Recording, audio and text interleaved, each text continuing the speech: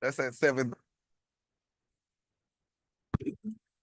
Good evening, everyone. Good evening, everyone, and Happy New Year. Welcome to our regularly scheduled commission meeting, January 8th, 2025. The time is now 7 o'clock. Madam Clerk, roll call. Commissioner Bass. Here. Commissioner Irvin. Here. Vice Mayor Kelly. Present. Commissioner Santiago. Here. Mayor Taylor. Here. As we stand for our invocation, Dr. Bass, please. Father, we want to say thank you, Lord God. We thank you, oh God, for allowing us to see yet another day. We thank you, Lord God, for entrusting our city, oh God, to us, Father God, to do right by it and its residents. Father, we ask you that you will continue to bless us. Lord God, give us revelation, give us knowledge and understanding. Help us, oh God, to move forward, Father God, in order, oh God, that our city would grow. We give you praise, honor, and glory in Jesus' name. Amen. Amen. We also want to remember and keep in prayer Commissioner Holmes' family. Keep him in prayer, and Commissioner Santiago has asked that we do a moment of silence for the family, and then we'll go into our Pledge of Allegiance.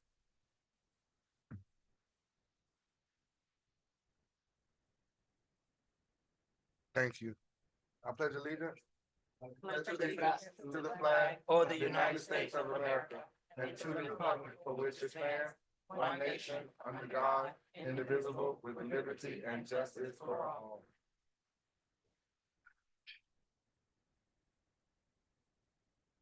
All right, Madam Clerk, do we have any awards, proclamations, or acknowledgements at this time? No, Mr. Mayor. All right, we're gonna go into the approval of the consent agenda. So to my colleagues and our charter officers, do we have any pulls, deletions, or deferrals at this moment?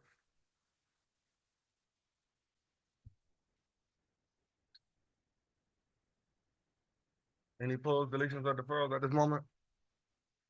Mr. Mayor, Commissioner Kelly? I don't really have a full, well, let's make sure before I speak.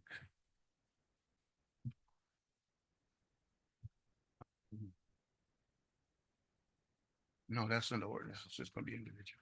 Okay, I don't have any. all right. Mr. Mayor, Commissioner Bass?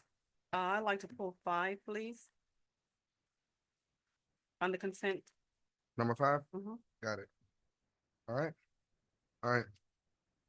All right, can we have a motion? Mr. Mayor, I have two sorry. deferrals. Go ahead, Madam Manager. I would like to defer agenda item 16A2 and agenda item 16B2 until the January 21st, 2025 regular commission meeting. Okay, so the date certain for those are January, so the next commission meeting. Yes, So that's 16 A2 and 16B2. that's Right. correct. Okay, and just for clarity's sake, the one that was pulled by Dr. Bass was item 5 Mhm. under consent. All right, can I have approval of the consent agenda? Can I have motions? I'm sorry.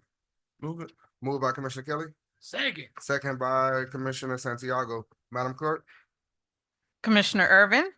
Yes. Vice Mayor Kelly. Yes. Commissioner Santiago. Yes. Commissioner Bass. Yes. Mayor Taylor. Yes. Motion passes 5-0. All right, can I get a motion to approve tonight's agenda? Move it. Second. Moved by Vice Mayor Kelly, second by Dr. Bass. Madam Clerk? Vice Mayor Kelly. Yes. Commissioner Santiago. Yes. Commissioner Bass. Yes. Commissioner Irvin. Yes. Mayor Taylor. Yes. Motion passes 5-0. All right, we're going into the approval of tonight's minutes. And I will read and then we'll go and approve them that way. Regular commission meeting minutes, December 11th, 2024. Can I get a motion? Moved by Vice Mayor Kelly, Second. second by Commissioner Irvin. Madam Clerk? Commissioner Santiago. Yes. Commissioner Bass. Yes. Commissioner Irvin. Yes. Vice Mayor Kelly. Yes. Mayor Taylor. Yes. Motion passes 5-0. All right, do we have any District 1, District 2, or state reports at this moment, Madam Clerk? No, Mr. Mayor. All right, so moving on to our public presentations. And I see, Madam Manager, you have 2, one from City of Opa-locka Finance Department with Markham LLP in reference to the audit. Madam Manager, you have the floor. Yes, I'll ask our finance director, Ms. Naima Gant, to approach the podium and she'll go ahead and start. And Markham LLP will also join her. All right.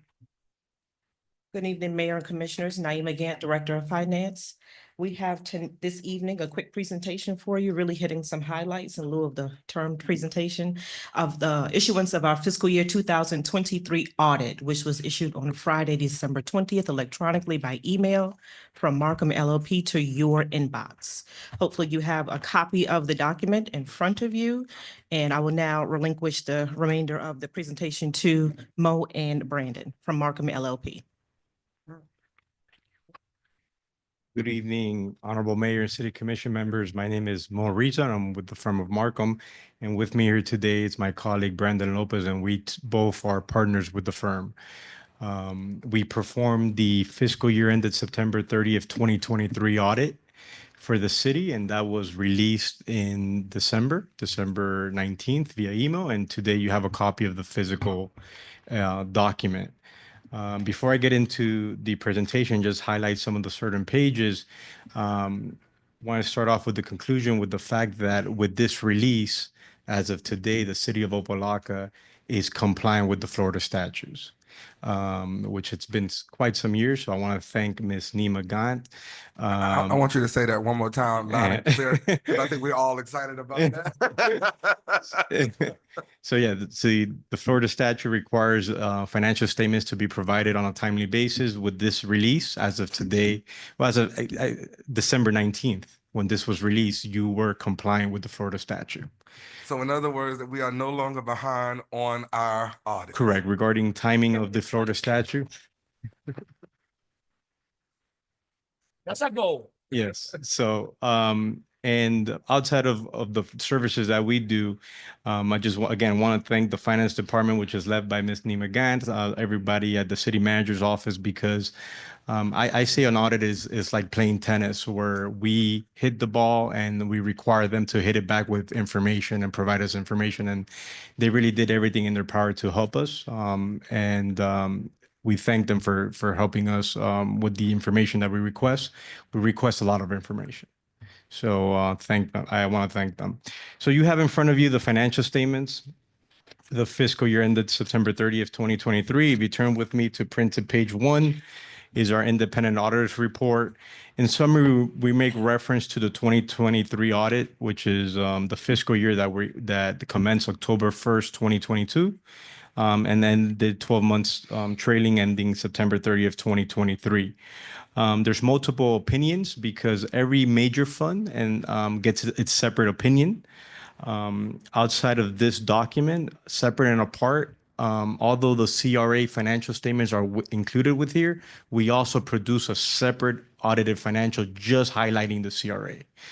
That was also released on December 19th. Following the auditor's reports, starting on page 5, you find what is known as the management discussion and analysis. The management discussion analysis starts on page 5 and takes us all the way to page 22. That's a total of 17 pages. And the nice thing about the management discussion analysis, if you were to read a section in its entirety, I would ask you that it'll be these 17 pages. These 17 pages highlight the fiscal year for the city. And the nice thing about it is not only does it talk about 2023, but it compares it to 2022. So it provides quantitative information, but also qualitative information. It talks about the financial results and metrics of 2023. How did we compare to 2022? And it also looks forward to future projects and economic factors that the city is facing. So again, those 17 pages does a very good job of summarizing the fiscal year for the city of Opa-locka. Starting on page 23, you have the statement of net position. This is similar to what is known as the balance sheet. For governmental accounting, it's on a full accrual basis. And following that, you have the statement of activities. Very different, but similar to a profit and loss statement. On page 24, you find that the change in net position for the city of Opa-locka was north of 7 million. It's the fifth to last line item on printed page 24, which showing is a positive economic inflow for the city for fiscal year 2023. Following that, you have more granular information at the major fund level. And following that, you have the statement footnotes starting on page 32. In the financial statement footnotes that start on page 32 provide more granular detail regarding the capital asset activity, additions, deletions, your debt activity, your treasury holdings as of year end. The last portion of the document starts off on printed page 81. And outside of a financial statement where we look at quantitative amounts and making sure that the information is accurate and complete and that somebody can make decisions, there is a compliance portion that starts on page 81, which goes into detail. It makes reference to the fact that although there is some items for improvement, we do mention the fact that some time ago there was the Auditor General, which had their own report. And we give credit here and make it a point that many of the items that were addressed in that report have been remediated. And we give an update. Although they have not all been remediated, we give credit and mention that many of them have, and they're not repeated items. And it shows you that since that report was issued to today, the amount of recommendations continues to decrease. So again, a positive outcome driven by management and your finance department. So pretty much summarizes where we have been since we started auditing the city of Opa-locka and how we continue to progress. So that pretty much summarizes in a nutshell the financial results of the audit. So I'll open up to any questions you may have. I have one question, and I open up the floor. So as it relates to the Auditor General's findings, which was the 99 findings, and you said you spoke to that the number have decreased. So Madam Manager, do we have a plan to tackle what the answers that we haven't, well, The ones that are, Yeah. that are pending, yes, Thank we are actively working to correct those findings. So it is our intent in the next audit, the fiscal year 24 audit, we will have those addressed. in its entirety or just, That's our intent, That's to our have them intent. addressed in its entirety. okay. All right, any other questions to the auditors? Yes. Mr. Mayor, just quickly, Commissioner Barnes? I don't know what's to the auditors or city manager. I just wanted to know, the mayor's mentioned the 99 findings, and we know that some of them have been resolved based on what you're saying. Mhm. Do you have like a number, like how many of them, those that you are currently working on? So the items that the 99 findings from the Auditor General, some of them were not financial basis, they were operational, which are not encompassed in what is known as a financial audit. Maybe they may say, you should look into expanding your head count in a certain department. So some of those are not addressed or encompassed in what is known as a financial audit because some of them are recommendations. I could tell you that the city of Opa-locka is not the only municipality that is having job openings. We have a lot of, we service and audit nearly 60 municipalities in South Florida. And there is a war on talent when it comes to hiring individuals. So there is these, I would say, if you were to look at the report, there is some certain recommendations that at this point in time, just from external factors, may not be attainable, even though the positive mindset and the resources are put into addressing those recommendations. Commissioner Bash, you still have the floor, but I want to piggyback on what you just requested. I guess a couple months ago, we received a document about the 99 findings and what we've done thus far. So can we update that document and represent it to the commission so we can know where we stand as of today Will do. and what's outstanding? Okay. Yes, will do. All right, thank you. And Commissioner Santiago, you had. No, thank you, Mr. Mayor. To you, the gentlemen here, very happy with the good job and service that you Thank do for our city. This is the first time in all this year that I heard something good like that. And I believe that we prepare for 24 Correct. very soon. Correct. Okay. This is something that make look us in a good position with the state. Yes. Yep. Correct. Okay. And that's part of the work that we had to do good and right to see if we can be independent again very soon. Understood. We'll get out of the overdraft. Correct. So, Yes, I think that's a good job. But something in page 1 yes, that I want to be sure that I understand and that I see, like, we only have 3 qualified items. correct. What about the rest? What happened?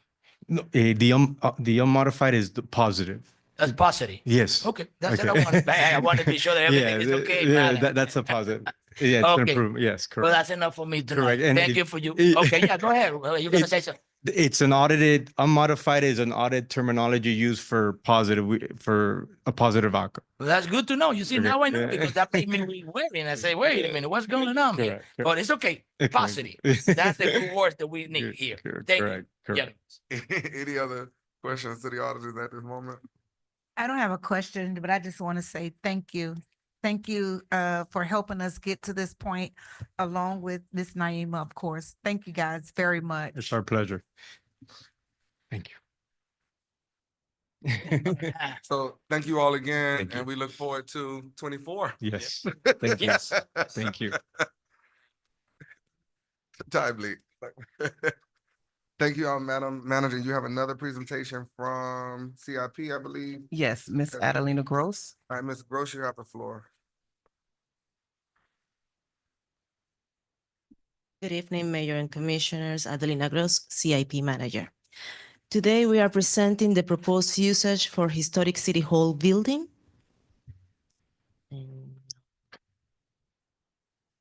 So, reimagining Historic City Hall.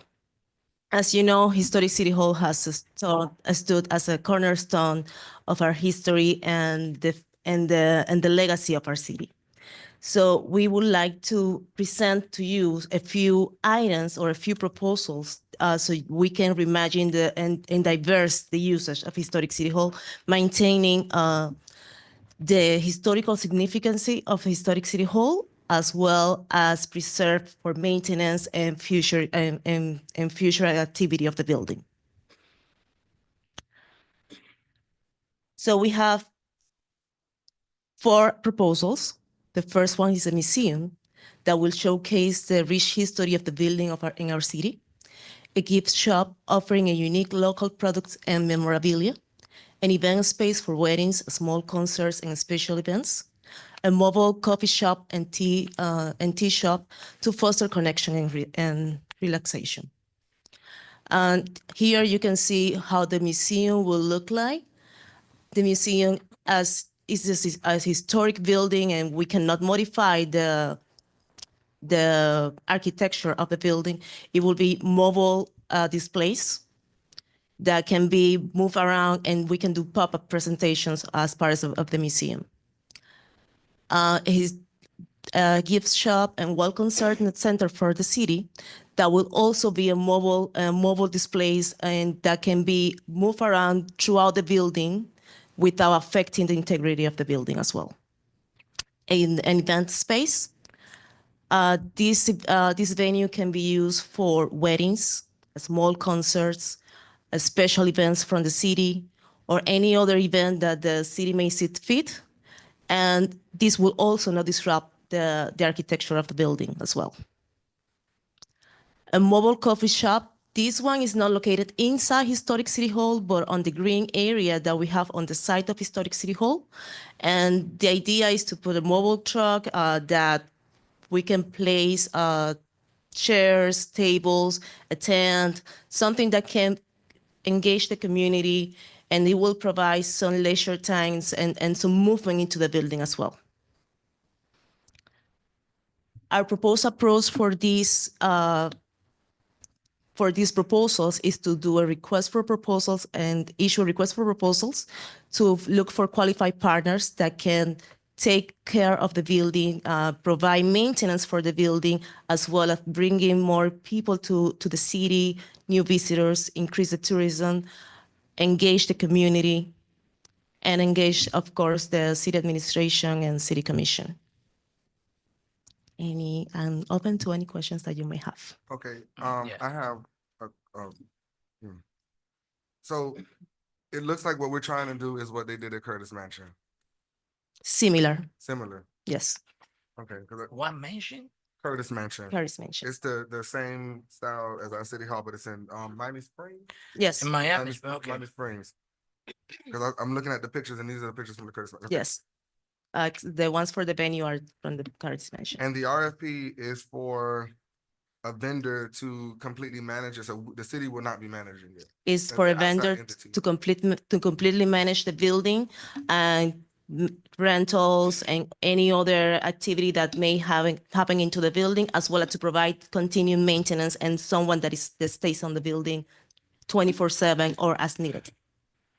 All right, those are all my questions. I like the presentation. Anyone else? Yes. Commi- Okay, so Commissioner Bass and then Yeah. Commissioner Santiago. Lady Just first. quickly, so you said a proposal for all four, or? It could be all four, or it could be one dedicated, as the commission decides. If the commission decides that they just want to go with events, then we just issue a proposal for events and we look for that type of partner. Okay. But we have enough space for all four. We have enough space for Okay. all four. There are, since it's a mobile space, since the displays for the museum and the gift shops will be mobile, there will be some accommodations that would need to do once they are renting for an event. But we have the courtyard, we have the front yard, and we have two buildings side to side that can be utilized.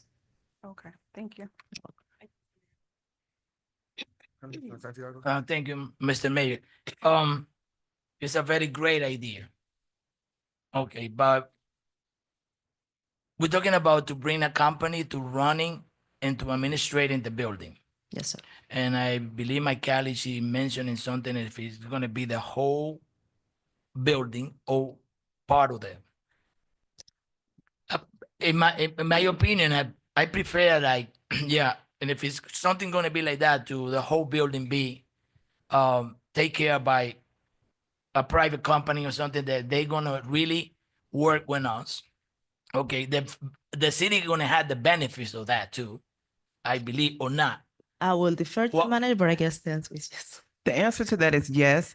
The intent is for a company to come in, manage the entire facility, handle the rentals, handle the upkeep, maintenance, everything with regards to the building. But yes, the city will benefit. The city will also have block off dates, so to speak. If we need to use that facility for certain events, we'll have that opportunity as well. So it's not that the company comes in and the city does not utilize the building. That doesn't take place at all.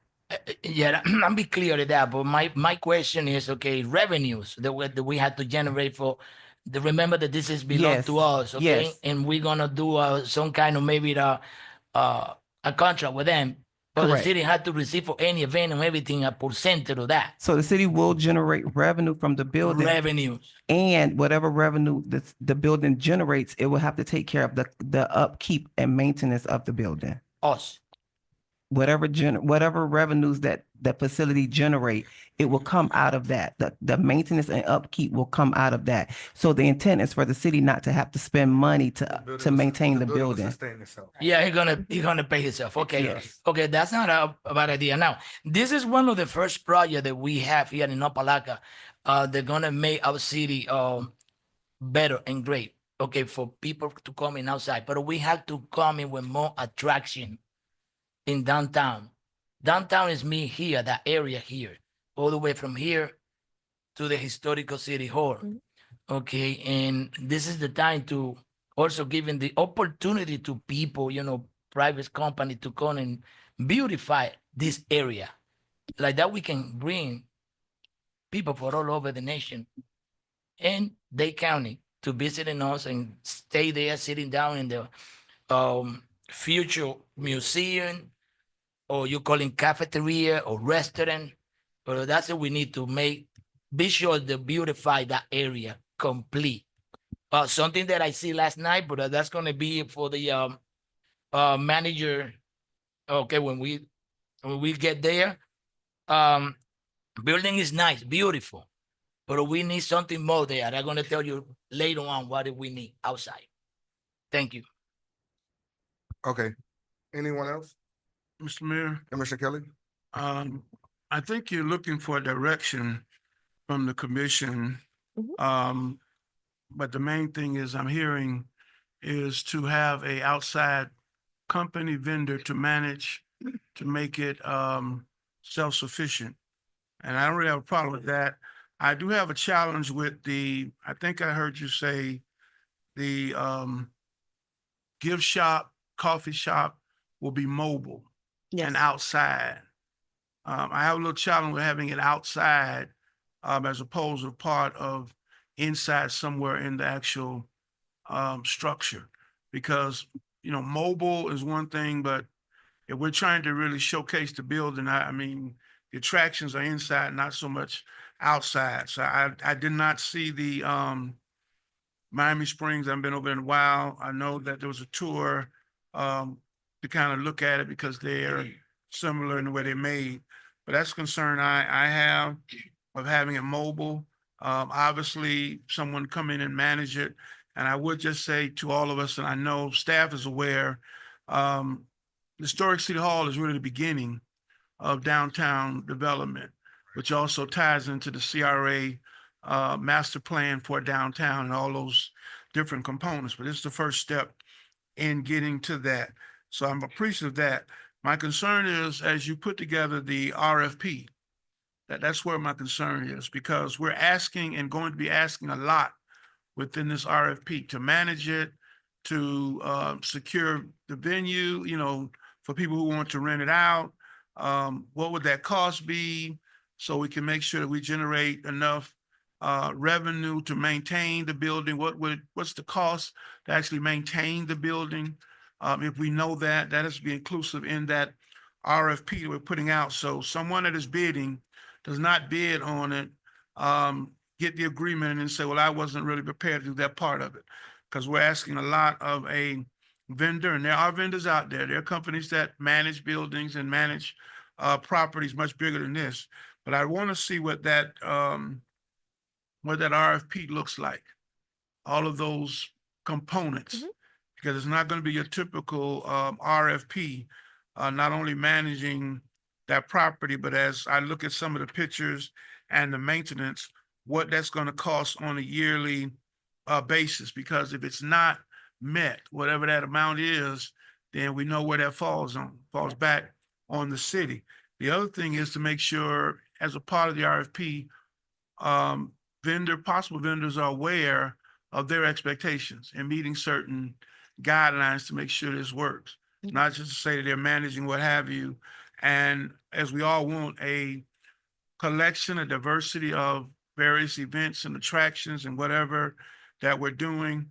And you did indicate, well, the manager indicated that the city would be able to use it as well for facility, for whatever. And my question is, the cost for whatever you put in an RFP, or however the agreement is with the company based on managing, what those numbers would look like.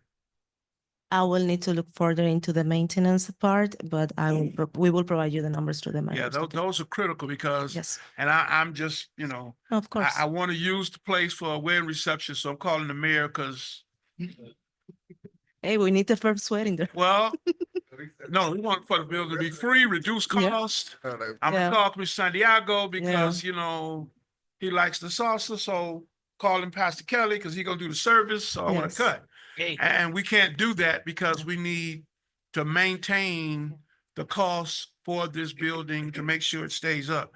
So to me, that's where I really want to see Yes. what that looks like.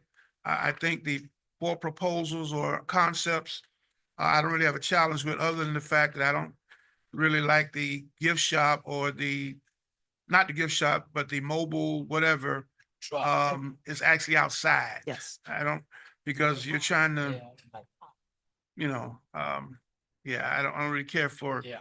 that outside.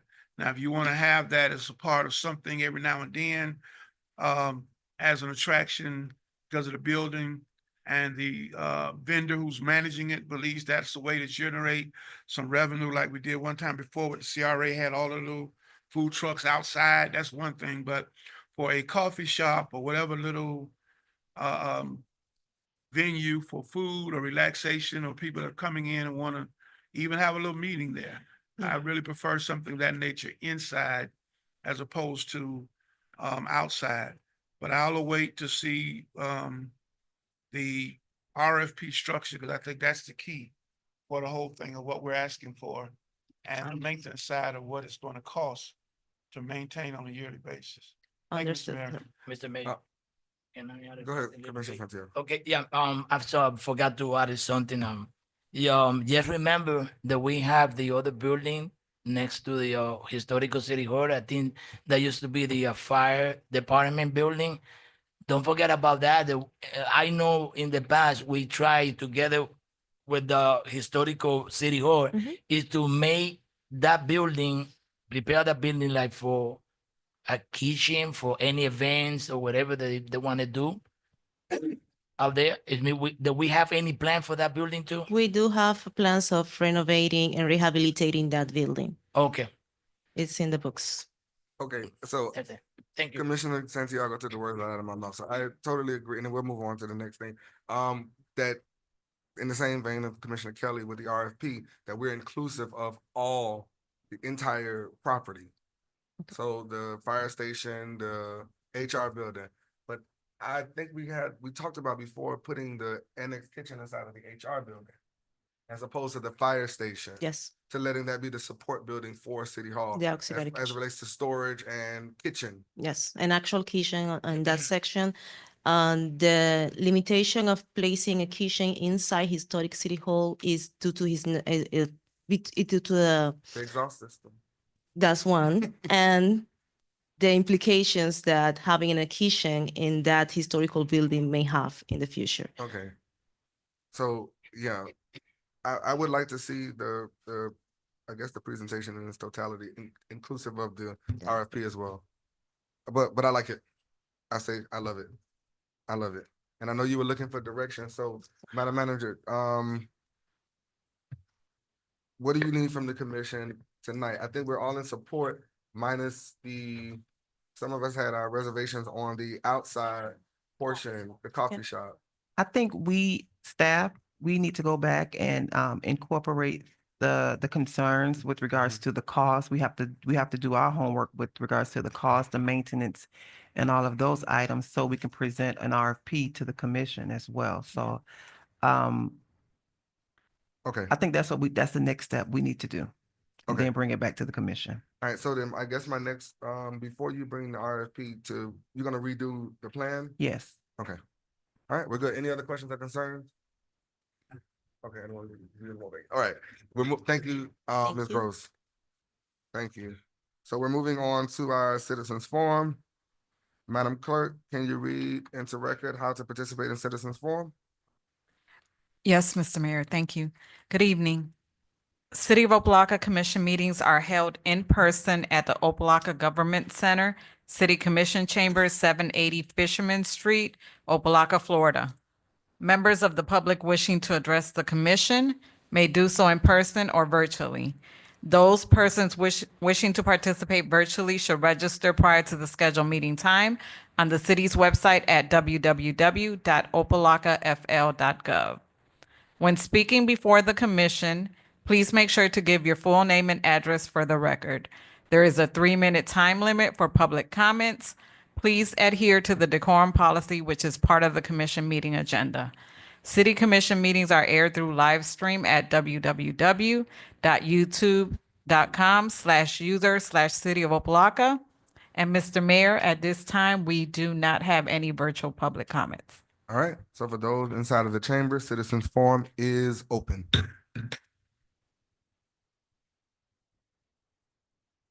Citizens forum is open. Good evening.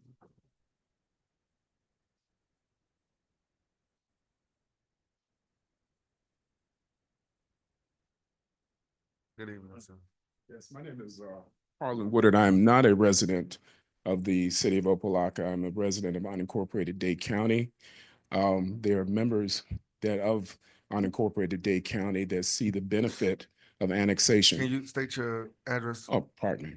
1241 Northwest 99th Street.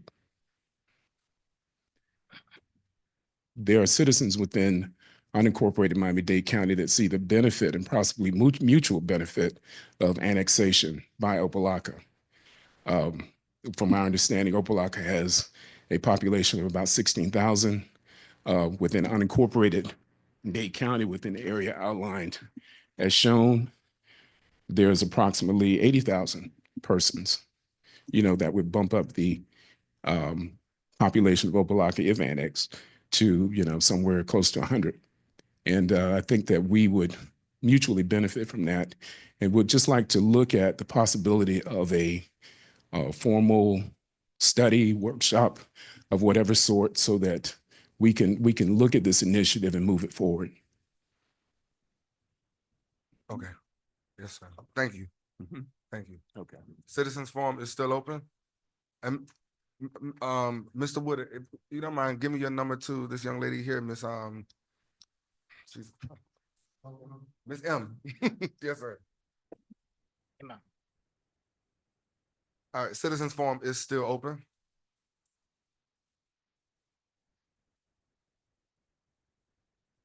Hi, good evening. How are you? Good evening, Mayor. Good evening, everybody. My name is Ariana George. I'm a business owner here in Opa-locka. The name of the business is Aroma Catering. The address is 530 Sharasat Boulevard, Opa-locka. So I'm here today as part of a point for the planning and zoning. Point number 2 for permitting containers, prefabricated containers for office. So I just wanted to show you, if you permit me, photos. We're a catering company. We cater to schools, daycares, and government centers. So we kind of outgrew our space like super quickly, and we needed an office space. So I know Miami-Dade County has containers that are prefabricated and are approved with all permits and everything. So we have one in our property right now. So we're in the process of getting a permit, but I understand we need to change some ordinances in the city, and it's part of a commission meeting. So I just wanted to see if I could approach the bench to show you photos of what it looks like. It's again a prefabricated container for office space. Mr. Messer? And so, okay, so is that, you can give the pictures to Mr. Okay. Messer, and he'll ensure that we get them. Thank you. No problem. Thank you. All right, Citizens Forum is still open? All right, Citizens Forum is closed. All right, so to Mr. Woodard, I believe he left, but the city is right now, we have an RFP out to do the study for annexation southward. So we're just waiting on the RFP to come back. To come back, To yes. come back. And once it come back, then we will start that study to push annexation southward for the city of Opa-locka to grow and expand. And the next part is Ms. George. The item that you speak to, which is item 16A2, it was actually deferred to the next meeting. So I guess you can get with staff to voice your concerns, but the pictures will come to the commission. And if you want to reach out to us individually, you can, but you can get with staff and they will help coordinate that. All right. So we're moving on to our items. So consent item, which is 13.5, I'm sorry. A resolution of the City Commission of the City of Opa-locka, Florida, approving the serving and/or sale of alcoholic beverages at the State of City event to be held at the Historic City Hall building on January the 31st, 2025, providing for incorporation of recitals, providing for an effective date. This is sponsored by Mayor Taylor. All right, point of privilege. 1 second, Madam Attorney. Mr. Woodard, you walked out when we were saying on the citizens forum, so I moved on. But I just want to tell you that the city of Opa-locka has put out an RFP for annexation southward of the city of Opa-locka city limits. So we're waiting for that RFP to come back. Once that comes back, the study will then, we will undergo that study and then we'll start the process to annex. But if you want more information, because I can't go into it right now, you can see one of our members of the planning and zoning, which is Mr. Gay or Mr. Lee or Mr. Bancoli, and they can help you. Yes, sir. All right, I'm sorry, Madam Attorney. All right, can I get a motion? Moved by Vice Mayor Kelly, Second. second by Commissioner Santiago. This is my item. It's just that to possibly serve alcohol at the State of the City, which will be held on January 31st.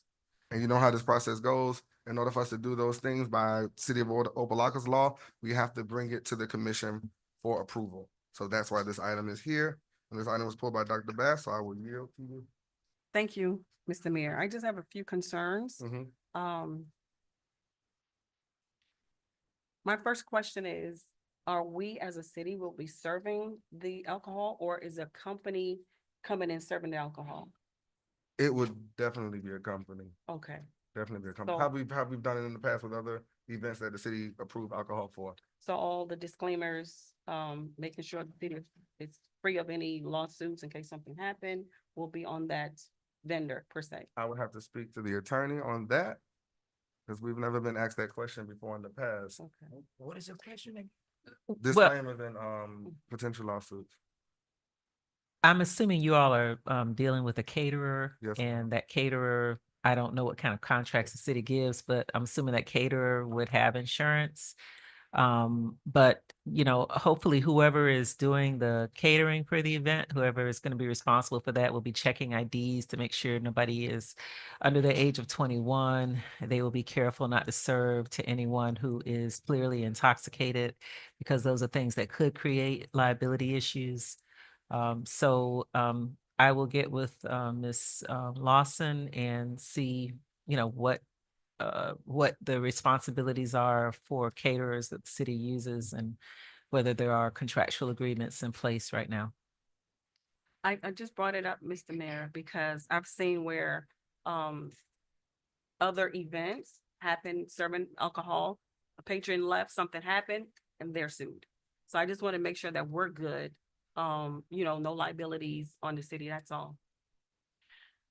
I guess we can, if this passes, we'll speak to Madam Attorney.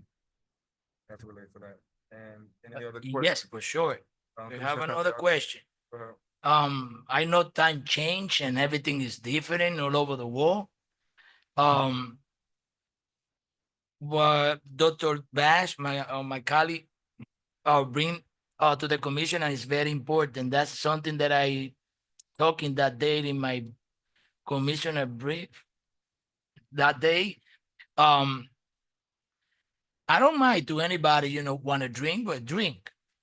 But I say something like in public building or building that they are belong, like parks or city hall or that, we have to be very careful when serving alcohol, because any lawsuit, this, if anything happen out there, it's gonna come to us, and it's gonna make our lose back, okay, in front of the public.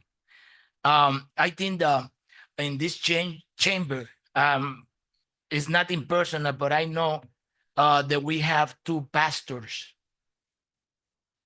and they believe in something else that I maybe not believe, but because I'm not gonna say I like to drink, but we have to be sure where we're doing it. Company that we hiding for to serving alcohol, they not only need insurance, they need a permit for the state. We have to be sure that they have everything to comply to come to our city and work and make money. Not only the insurance, Madam Manager and Madam City Attorney, they need license for their county, and they need license also for the state to serve in alcohol in any events that they go. Myself, I really, yeah. I really don't like to support this in city facility, especially that night in the historical city hall. That's me, myself. Maybe I can change my mind tonight, but just give me a very good explanation about it to avoid problem in the future. Well, okay, since I am the sponsor, you brought up a lot of points. Number one, our laws permit alcohol to be sold in city facilities. i.e. parks and buildings that we rent. This is not a far-fetched idea.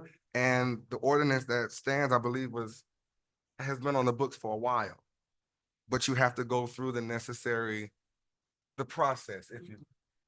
Now, the second part. My salvation is not predicated on me taking a drink. Exactly. So I don't understand where that came from. And personally, you know me, I don't drink. Everybody knows I don't drink. But so I don't understand why you felt the need to do that. But you said it wasn't personal, so we'll go with that. And we do know how to, as pastors, when and where to do things and how to govern ourselves accordingly. So there's that. Now, as it relates to the lawsuit part of it, I'm not a lawyer, not an attorney. That's why we have legal here. And again, this is not a far-fetched idea. We have a process. We have an application that the city goes through that is submitted both to I believe, to the manager's office, legal, and the police department. It And starts it comes to with the the commission community for development. permission as well. And this is not the first time that this commission has approved alcohol to be served at a city function. But hey, Yeah, I know you're new here, well, so- no, my respect, Mr. Mayor, but remember that I'm new again here in the day. And this is the first time that I have to be involved in one of these events. I understand. Thank you. Commissioner Bass, and then we'll go to Commissioner Irving. I have no problems with it. I just wanted to make sure that legally we're good. I have no problems with who wants to drink.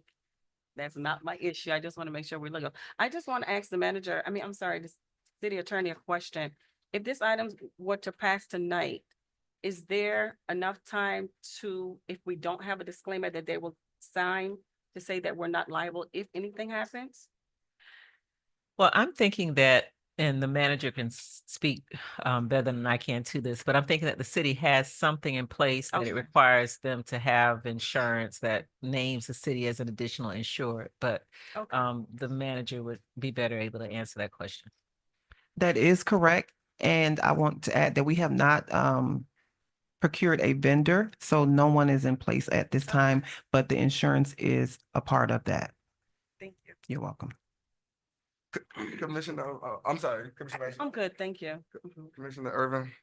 I really, y'all know I'm for it. I'm for it. I just don't want, I said in my briefing, I didn't want us to sell any alcohol. And they said, no, that's just the way it has to be written up. That's the way it comes. So I'm for it. I will be agreeing with this. Yes, I'm good. Thank you so much. Anyone else on this subject, and then we can move on. Commissioner. Why everybody looking at me? I'm just, I guess. I'm the pastor. Well, I drunk my wine. Oh, let me clarify that. I drank my grape juice on Sunday. My communion on Sunday. You can go back and look on Facebook. I don't have a problem. We do have a process. We've done it for other events, and my colleague is new, and I appreciate him wanting to get clarified. But yeah, we've done it before. I think in these kind of events, and that's one of the reasons why I even mentioned about the RFP of who are going to manage it, because you're going to have some people who are going to have events that are going to want to have alcohol even at that venue possibly. But there is a process in place, so I trust the process with the attorney and the manager, and if the vendor does not meet the criteria, then they will not qualify. So I don't have a problem with it. Thank you, Mr. Mayor. All right. Any other questions or concerns? All right, Madam Clerk, we can call the question. Commissioner Bass, Yes. Commissioner Irvin, Yes. Vice Mayor Kelly, Yes. Commissioner Santiago, Yes, let's drink. Mayor Taylor. Yes. Motion passes 5-0. Moving on to our ordinances 16A1, Madam Manager, I'm sorry. Attorney. Attorney, Jesus Christ. It's just so many madams. An Madam ordinance Attorney. of the City Commission of the City of Opa-locka, Florida, to adopt a text amendment to the Land Development Regulations, Ordinance 15-31, to permit construction trades and equipment, vehicle storage, recovery, repossession and storage, tow truck and tow vehicle storage, shipping container storage yard, utility vehicles and equipment, parking and storage uses in the I-4 zoning district, providing for conflict and repealer, providing for severability, and providing for an effective date. This is sponsored by the interim city manager. All right, at this time, I entertain a motion. Moved by Commissioner Bass, second by Commissioner Williams. Madam Attorney, Madam Manager, go ahead and present, and then we'll open up for a public hearing. The I-4 zoning district is designated as a liberal industrial storage and salvage area, which typically attracts junkyards. With this text amendment, it will allow innovative uses of the I-4 zoning. It would include usage such as construction equipment and or material storage sites and tow yard recovery and vehicle storage. So the intent of this legislation is to increase the usage for the I-4 zoning area. And I also have Mr. Gay here available to answer any questions or concerns you may have. All right, this is a public hearing item. Public hearing is open.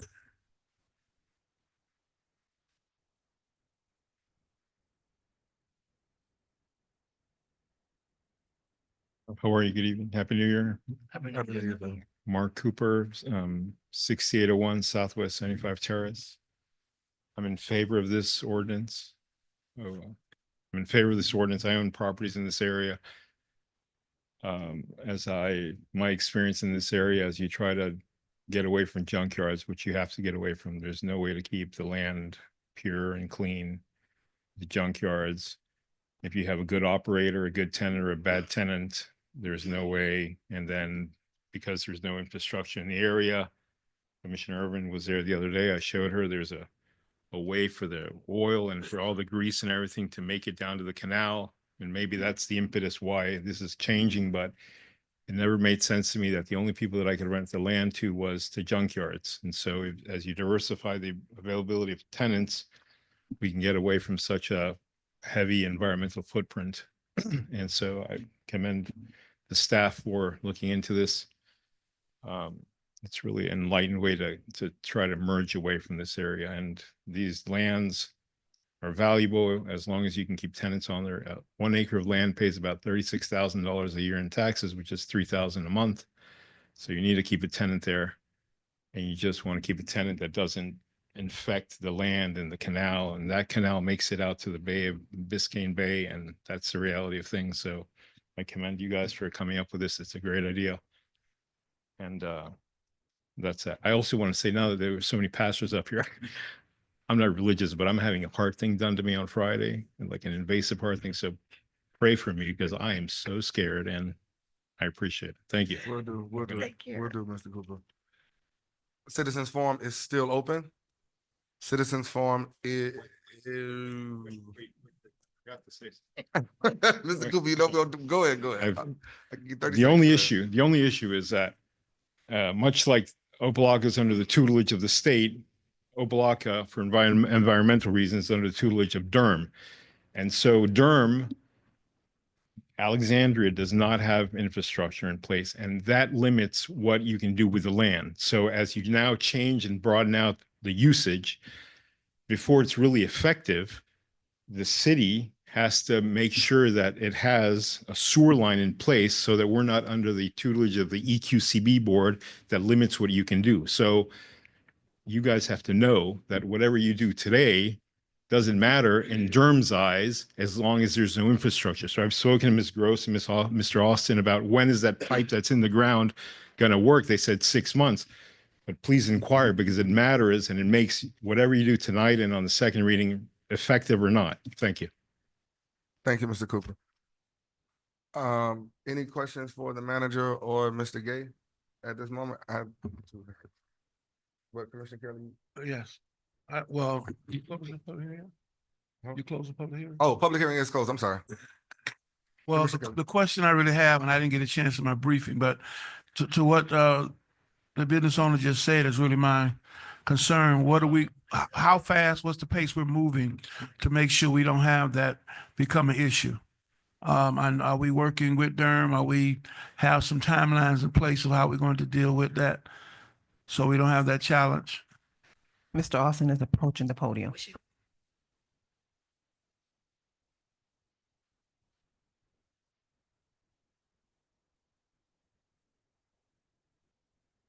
Good evening, Aria Austin, Public Works Director. With respect to the infrastructure on Alexandria, we're in the process of closing out a permit for that infrastructure to be in service. And we have a open deadline for the 23rd of July to get that completed. Oh, okay, Mr. Mayor. What was the date? In July. And I guess the reason I'm bringing it up, again, I apologize, I wasn't able to do my briefing. But that's the concern I have. If we pass this and and it has 2 readings, we're gonna finish in January, and then it'll be open up. And I'm concerned we're not anticipating having the infrastructure in place until at least. The infrastructure is currently in place. We're just closing the permit for the vendors and business owners to be able to utilize that infrastructure. Okay, so we won't have the challenge of having potential businesses there that we really trying to avoid. Correct.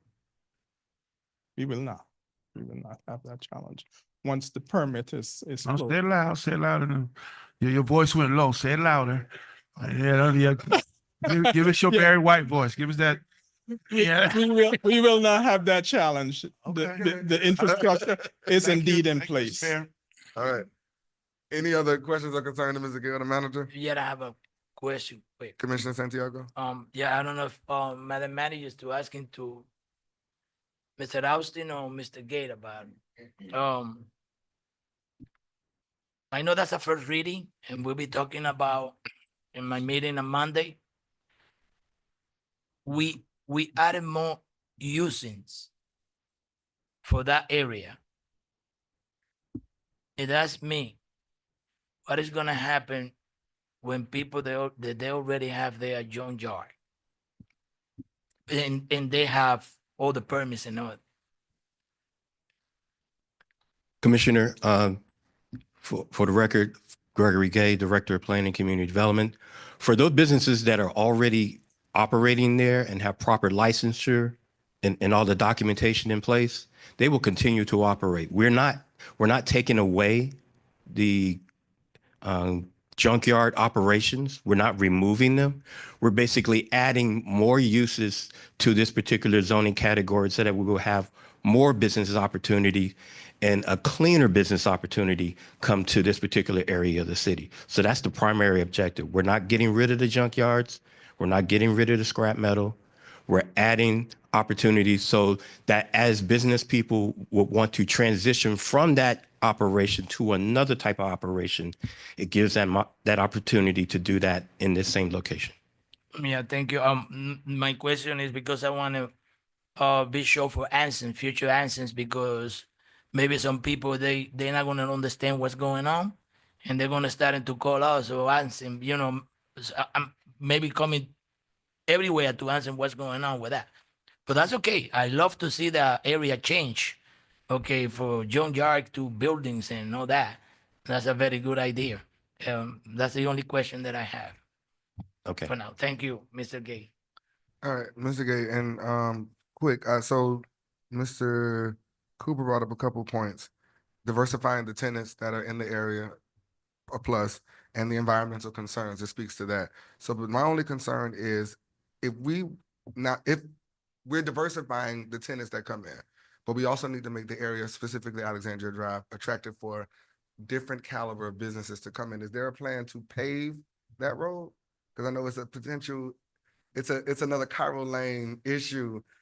And then I know we had the issue with the, I believe, attached, coupled with the Glorietta Gardens issue, the manhole that was somebody poured the cement inside and which is the reason why I was flooding in Glorietta Garden. So the lady we love to see. Yes, there are plans to pave and rehabilitate Alexandria Drive. We are going to be finishing Cairo first. Then we are going to be applying for additional funding to complete that process. Oh, you had the same question? Oh, wow. Yeah. Okay, so and Cairo, Cairo, we have already executed the contract as December 16th. yeah, I remember we said that. And what was the Yes. date of, Potential date to start? yeah, We are waiting for bonds and insurance to come in effect so we can start. okay, So it will be before the end of the month. all right. All right, we are good. Thank you. Any other questions or can we call the question? You all? That's the only two roads that they added. What about 127? 127th Street is part of the Cairo Lane project. It's part of, okay. Yes. Okay, thank you. All right, we can go ahead and call the question. Madam Clerk? Mr. Mayor, who's second? Because I heard Commissioner Williams. So let's do it over there. So can I get a motion? Move by Vice Mayor Kelly. Second by Commissioner Santiago. I didn't realize I said Commissioner Williams. I'm sorry. Commissioner Santiago. Now we can call the question. Commissioner Irvin, Yes. Vice Mayor Kelly, Yes. Commissioner Santiago. Yes. Commissioner Bass. Yes. Mayor Taylor. Yes. Motion passes first reading. All right, so 1682 was deferred, so we're moving on to 1683. An ordinance of the City Commission of the City of Opa-locka, Florida, considering approval for the renaming of the City of Opa-locka Police Department to the Opa-locka Police Department Timothy Holmes Headquarters, providing for repeal of all ordinances in conflict, providing for severability, providing for an effective date. This is sponsored by Commissioner Santiago. All right, can I get a motion? Move it. Moved by Commissioner Irvin, second by Vice Mayor.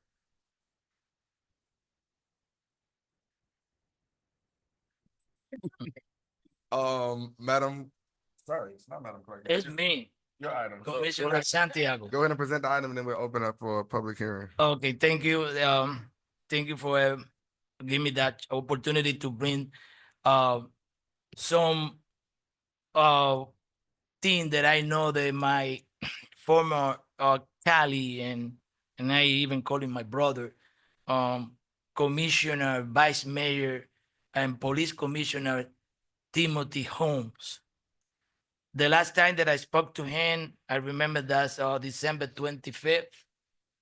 I visited him together with my wife, and we be talking there for long, and he laughing with me, he smiling. And when I tell him about that I like to this great city of Opa-locka and know my colleagues, to do something for him because he given 25 years of his life serving with all his heart, with respect to this community, the great city of Opa-locka. And I planning to give him a life when he's still alive.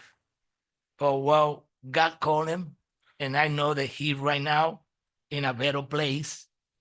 And I know that he watching us from out there. And his family, they're still here. I know that they gonna thank you to us because this is my plan to honor him for the great job that he do in our city. Any question about that, I have answers, and I planning to do it that for the former Commissioner Vice Mayor Timothy Holmes. And the first thing that I asking my manager and everybody is that I know that we passing through a lot of things in the budget and the economy, and I say we get the fundings and everything from donation from outside for whatever we have to do to make a memory of our friend and colleague and former Commissioner Timothy Holmes. Everything is for his memory, and he do a very great job in this city, especially with the police department. Thank you, Mr. Mayor. All right, Commissioner Kelly? Oh, wait, I'm sorry. Before we go down, this is a public hearing item. Public hearing is open. Public hearing is closed. Vice Mayor Kelly? Thank you. I just want to echo the sentiments, having served with them. I just would like to be added as a co-sponsor. Thank you, Mr. All right, no problem. I too would like to be added as a co-sponsor as well. That was gonna be mine. If you don't mind. Okay, we just all be a co-sponsor. Can we all just be a co-sponsor? Yes. All right. All right. If no other questions or concerns to the manager, we can go ahead and call the question, Madam Clerk. Vice Mayor Kelly, Yes. Commissioner Santiago. Yes. Commissioner Bass, Yes. Commissioner Irvin, Yes. Mayor Taylor. Yes. Motion passes first reading. All right. Mr. Mayor, I'm be so emotional with that I forgot that what are we gonna do for him? And he's naming our police department in Opa-locka when the NATO Vice Mayor or Commissioner Timothy Holmes, the police department. We're all with you. I'm sorry, Mr. Mayor, I didn't understand this. The idea Mhm. to make honor to him is to name our police department when his name. I asked him first for the historical city hall, and that's too many procedures that we had to go through, and that take like 18 months to 2 years almost. And I decided to say maybe the station, the police station that we have downstairs, the police department of Opa-locka. Mr. Mayor? Commissioner Kelly? I think, according to the legislation, the police department would be renamed to the Timothy Holmes headquarters. So it's going to bear his name. It's just a question of where the What the name will be. the wording is going to be, but it's going to be renamed the Timothy Holmes headquarters. So I think we're all in agreement there. The manager can, work with you on where you might think you want to place it and bring it back for second reading, but I don't think that's an issue as well. We know it's going to be, in essence, renamed the headquarters because that's what it says in the legislation. So I think we're on the same page with that part. All right. Yeah, Thank you. we're all on the same page. Thank you, sir. All right, so Madam Attorney. The next ordinance.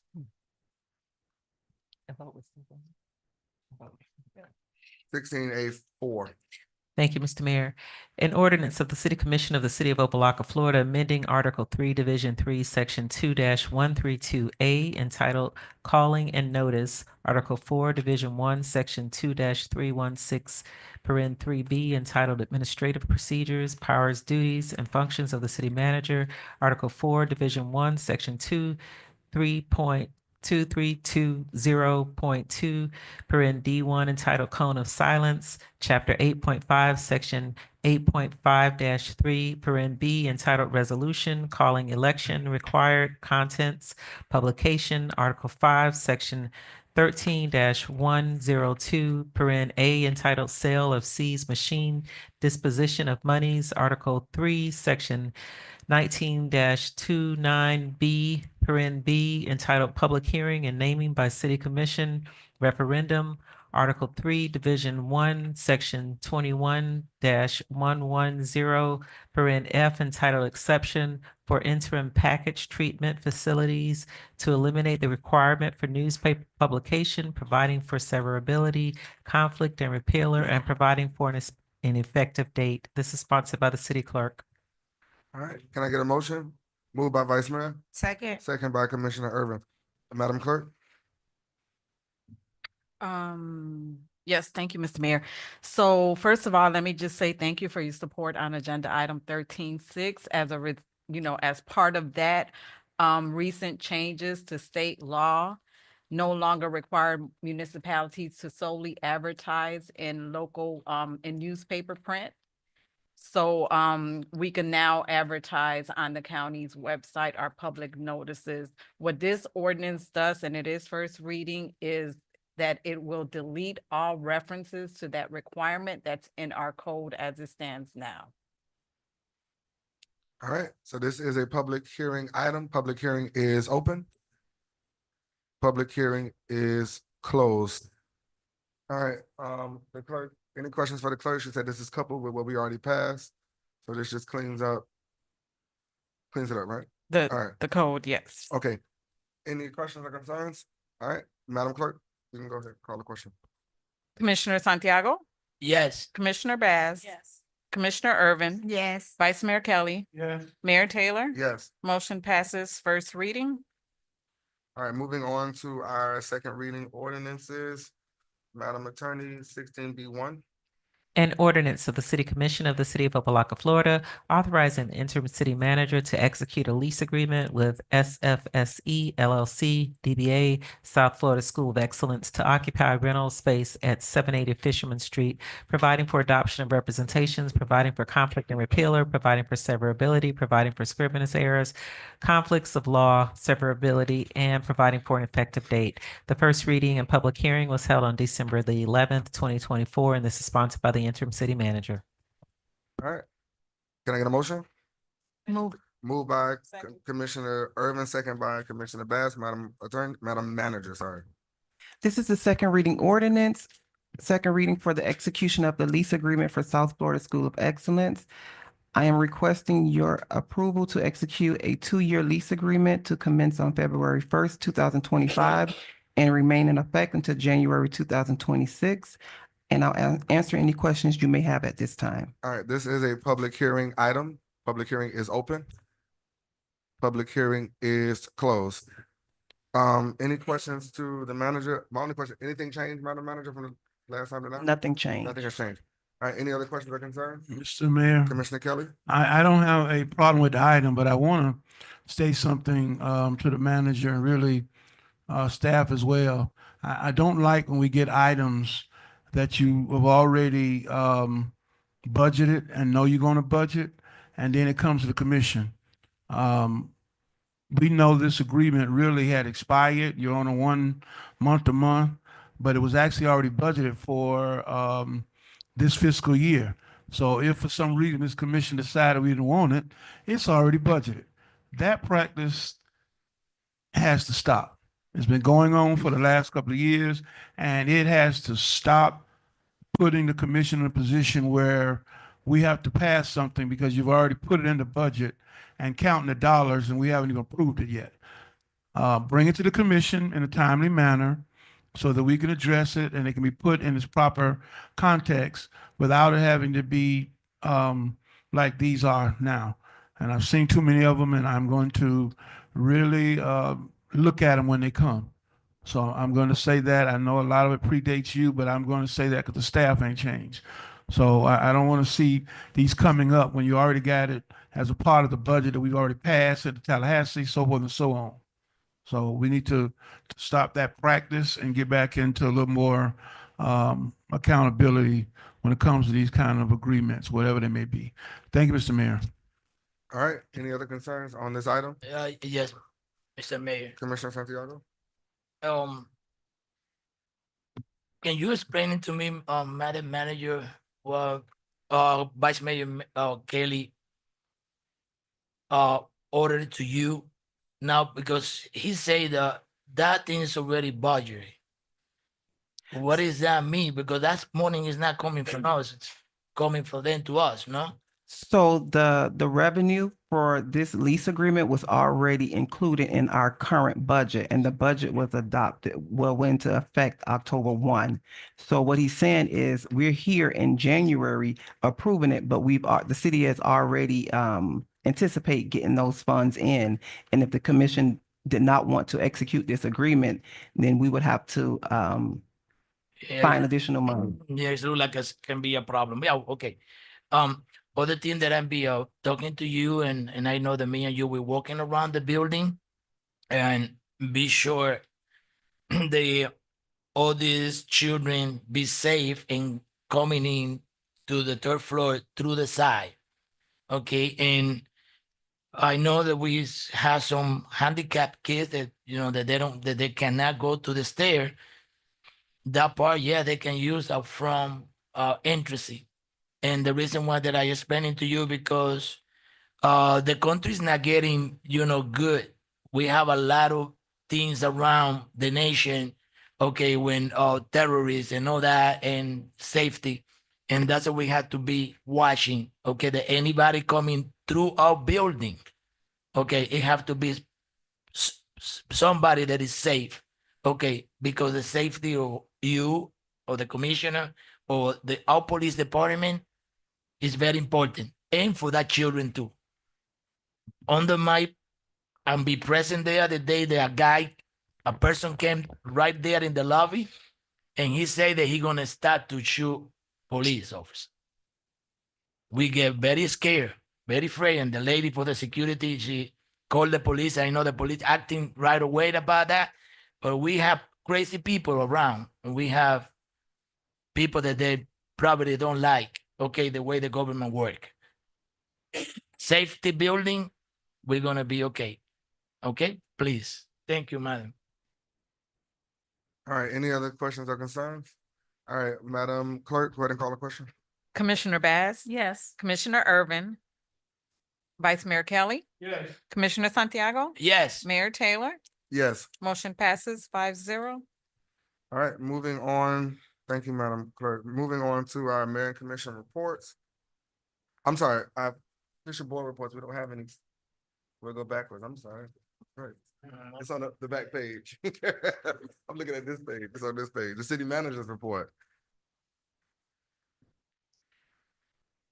I would like to report that all of the ARPA contracts have been executed and the funds were encumbered prior to the deadline date. Good job. City administration and staff has met with representatives from Freebie to discuss the on-demand and ride-share services.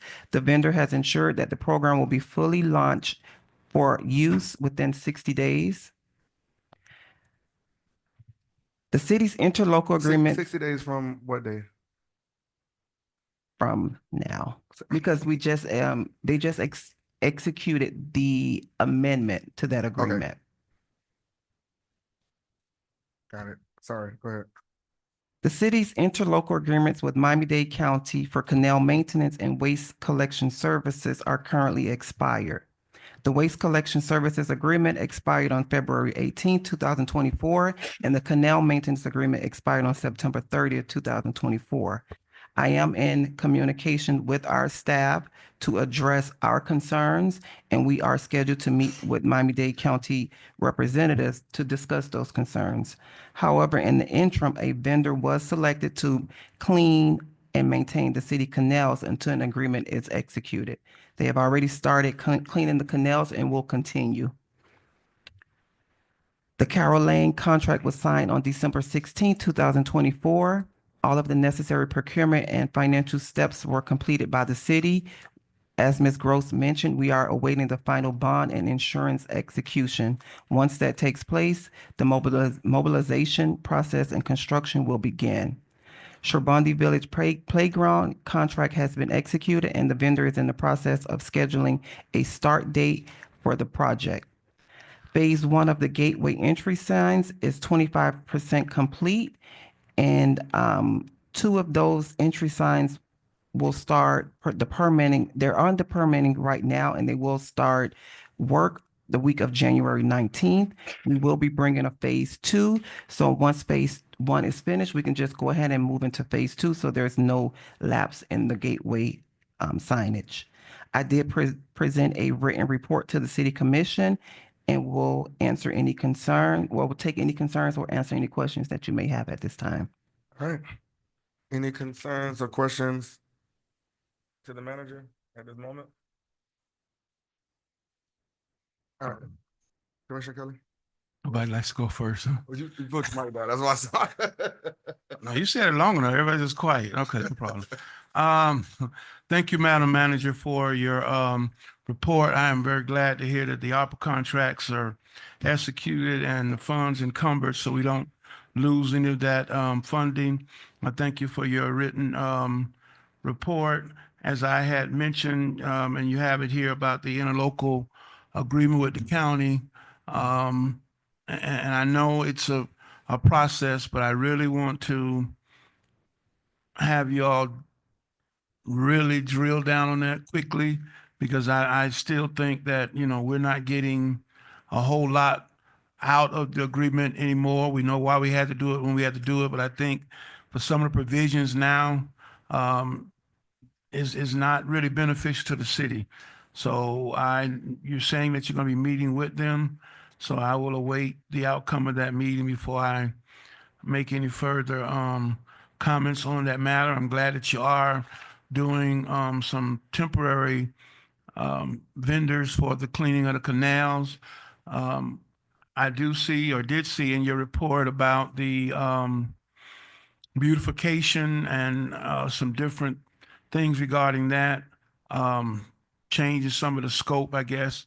One of the things that continues to be a problem is the just tree trimming of trees around the whole city. And I know you said you've started doing that.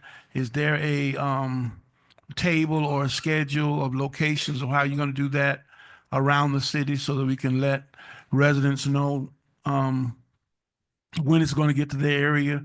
Have you developed that yet, or are you working on developing that? Right now, it does not exist. That's something that we will be including in the revised beautification plan, because we're revising the entire beautification plan. So it will be included, and we are working on that, on the Okay. schedule for the tree trimming. Yeah, because we're kind of doing hodgepodge now, and Yes. we know that all throughout the city, there are trees that need to be trimmed, particularly in some of our residential areas. So I await that updated plan for beautification. And I know that would include mulching and all of those other things that go along with that. I had mentioned really about 6, 7 months ago about signs being down all over the city, particularly around the school areas where the signs are just not there. So if I'm a tourist or someone who's not familiar with the area, I don't necessarily know that I should stop or what is going on. So what is the status of the signs being put up? I know some of them are residential, some of them are state, some of them are county. But what is going on with that? Because it's been out there. I looked at my notes, and it goes back at least 6 or 7 months. That came up at Meet Me Monday. So if you don't have the answer, you can provide a update on that, because they're still down all over the place, and particularly around school zones, which is really concerning to me. Also, I wanted to find out, and again, if you don't know, you can get it to me or get it to us. Over the last couple of years, we've done a lot of passing of legislation for structures to either be built or rehabbed or what have you, and only to see in some cases the properties are now back up for sale or there's no movement on them. One in particular is the old Thompson Car Wash on 22nd and Service. Another one is the property that was down in Magnolia North on Alabama that was supposed to be developed with the new mechanical parking. And I see there's a sign up now for sale for the property. And there are others that catch my attention. Even the one on Golf Course Drive that's been vacant now for years. I know we had passed a while back for some development. What happened with the development, and I'm not sure, so I'll defer to your report.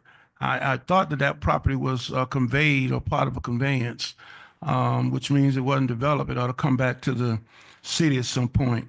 So I'd like to know what is going on with that and those kind of properties. I also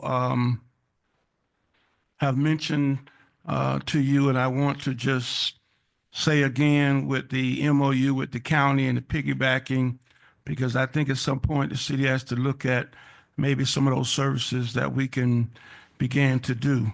And I'm going to go as far as even talking about the viability of the water plant. So yeah, now you can, because water's, money.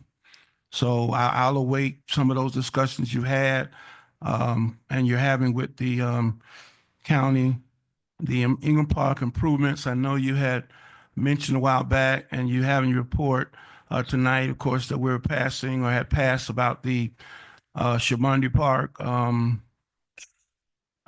playground. I know Ingram Park's supposed to be getting some work done. And you mentioned in your report about some funding, FERDAP, et cetera, for Ingram Park for the basketball courts that really should have been done already. And I'm not thrilled about the fact that it hadn't been done. And I know you pulled the item because that was one of the things that I was going to talk about. But since you pulled it out, I'll wait for your to bring it back. So I want to just, you don't have the answer, that's fine. You can give it to me and give it to us later. I did mention to you, and I want to just make it public.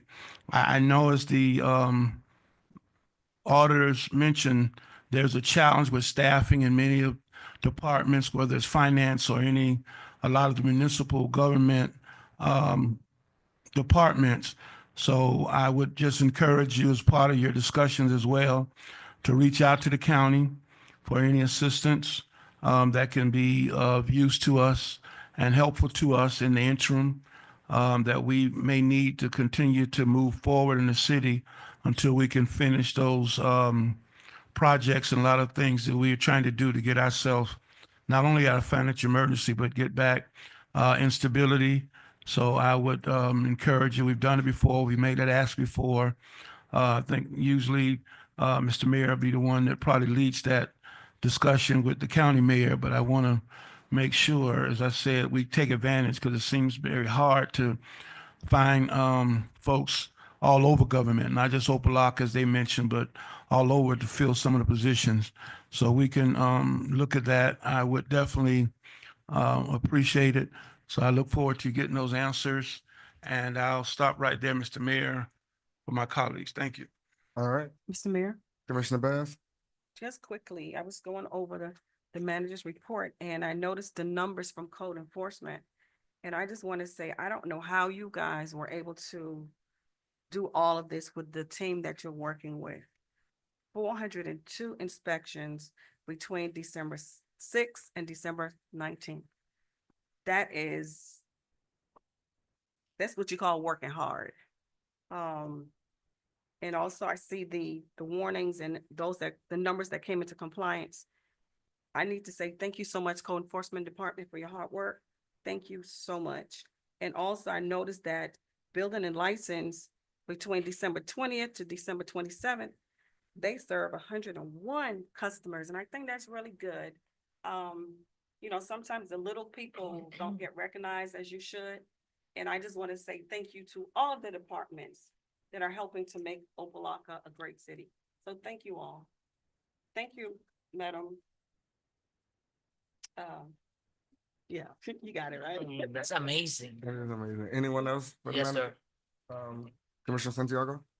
Thank you, Mr. Mayor.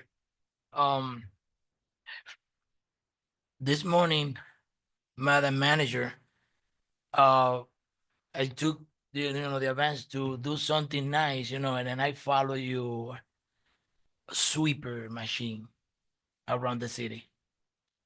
And I recording something, that I sending to you and I like to you watching later.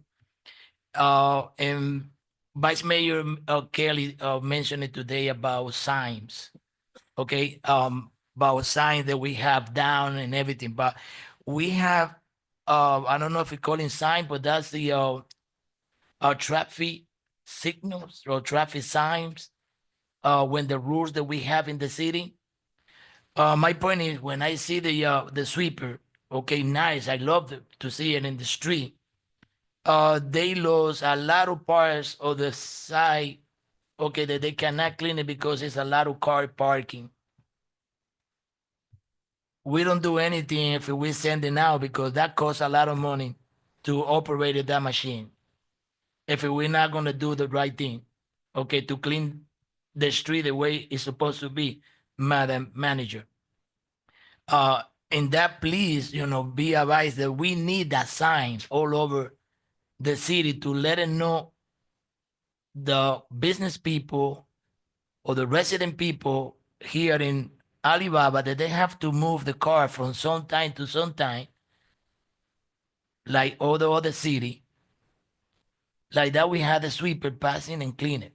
If it's not, we're not gonna continue to beautify the particular road, Alibaba.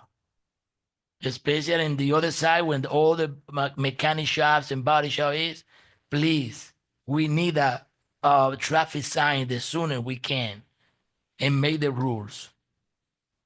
I know that you do a great job to make our city look better. It's gonna go little by little, and I know we're gonna making it. Please, okay, keep and do that good job that you do, Madam Manager. Thank you. Anyone else for the manager? All right, Madam Manager, I got a couple of things. One, I'm glad Commissioner Kelly brought up about the water plant. Hence why, I never agreed with putting a transfer station there because that's where our well is. Because if you build on it, then the city loses its opportunity to become that water giant that we used to be. So I'm happy that he brought that up. Also, he brought up the signs, and we brought this up a couple meetings ago about the no through truck signs around the city, and for our police department to start enforcing that. Because you have a lot of trucks that drive through our residential areas, through our streets, and even when I told you about the truck that ran over the curb. And hence why I asked you, could we see what it looked like for the city of Opa-locka, because we're into logistics, to do a commercial unit. And it's something that we spoke about prior to, so that we can start to regulate these trucks that are coming through our city. Okay. All right, also, and I thought Commissioner Kelly was gonna bring this up because he brought it up last year, which is reevaluating the contracts that we have with the county, the trash, the water. And I know we had an issue with the water and we were supposed to hire somebody as the in-between. Is that person on staff? Or we're still, That person is not on staff, but I believe we are close. That the person's gonna work with the water billing. we are close? We are close. Okay, we'll take The that. person is not on staff right now, but we should be almost there with that person starting. Okay, and Commissioner Kelly requested this a couple months ago, but we never received it. A copy of all of the contracts that we have with the city, with the county. And so that we can reevaluate them. Also, when I was out and about, a lot of residents, one of the biggest complaints is about the cleanup of the city, mostly about the abandoned properties and the derelict properties. And the nuisance that they are. And a lot of these properties in my research have a lot of running fines on them. And I know one in particular, which is what drives me crazy, which is 2016 Washington Street. That has looked like that for years. And I think we requested to demolish it and it was approved and it's still standing. So please, and that's that. But then I'm also want to take it a step further with the attorney. And this is not a far-fetched idea. We brought this up before. We need to start foreclosing on these abandoned properties that we cannot get in touch with anybody, or we can't seem to get anybody on the phone. But we're suffering, the city's suffering. You have vagrants, you have vermin that are coming out of these properties. So if the owners are not responding, then the city needs to foreclose. Mr. Mayor, at one time, the city was going to obtain a consultant to try to come up with a plan for how you do that. And the city kept mentioning Miami Gardens as an example. Now, this has come up many times before, and as you all know, Miami Gardens has a whole department doing that. So the legal issues are a small issue, and that also has to be approved by you all. But what you need moreover is a plan for it. You need to figure out, how many of these you're going to go after, what the lien amounts are, because that's often the determining factor. You need to get surveys. You need to get someone to do, the appraisals for them to see what is valued at. So there's a whole process. It's not just you go and foreclose. So you have to have a process for this. And so what you all talked about before, what you were going to look into is getting some type of a consultant who can help you structure and figure out, because the departments here at the city, they were all saying, we're not equipped to do that.